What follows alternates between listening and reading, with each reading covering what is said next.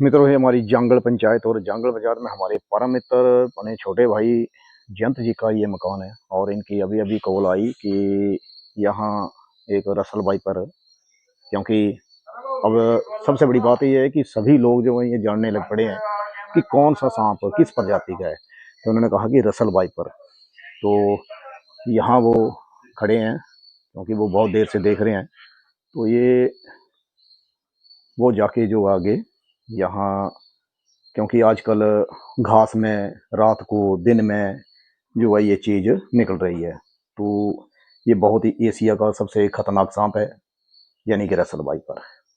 तो यहाँ किसी का भी पाँव जो है वो किसी भी वक्त जा सकता है, अंदर जा सकता है, वॉशरूम जा सकता है, वहाँ बाथरूम में बैठ सकता है, कमरे में घुस सकता है, कहीं भी जा सकता है। और ये इतना खतरनाक सांप है कि कई बार ये जंप कर देता है। अगर इसको टॉर्चर किया है, अगर कुछ भी हो, तो ये जंप भी मार देता है। यानी इसका व्यवहार जो है वो पढ़ना बहुत मुश्किल होता है।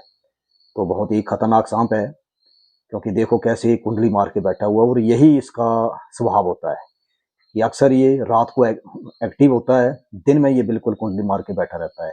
तो ये कहीं से आया हुआ है, तो अपनी शिकार के चक्कर में या हर जगह जो पानी भर चुका है उसके कारण भी ये यहाँ आ गया हुआ है।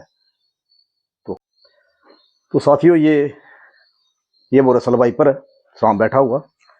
ये इसकी हीजिंग, यानी कि जो ये साउंड निकालता है ये।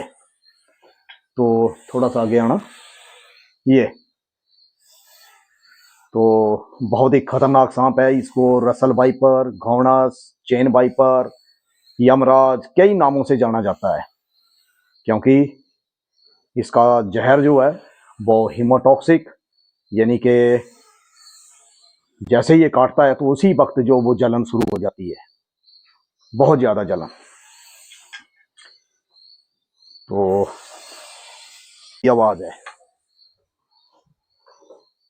तो ये माता जी पीछे रहना, ये देखो, ये इसकी आवाज, यानी कि बहुत ही जहरीला सांप, बहुत ही जहरीला।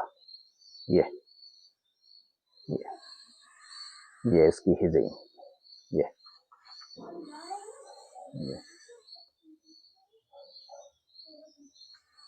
ऐसे इसको ज्यादा और टच करेंगे ये, तो ये इसका बार होता है, मतलब बिजली की तरह, जैसे बिजली होती है उसकी तरह।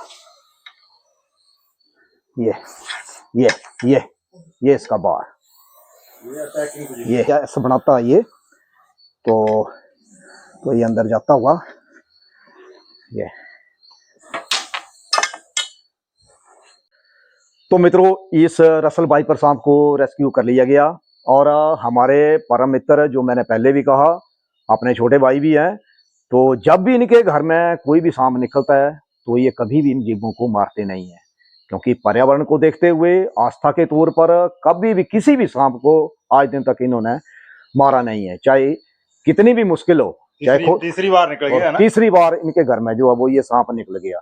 लेकिन देखो, जिन्होंने नहीं मारना वो नहीं मारते हैं। जिनको अगर किसी भी चीज से अगर ये समझते हैं कि यार इस जीव को भी जीने का अधिकार है, जैसे हम हैं वैसे ये जीव है, तो हमारे भी छोटे छोटे बच्चे हैं, ये जीव भी जैसे हमारे बच्चे हैं वैसे ये जीव है।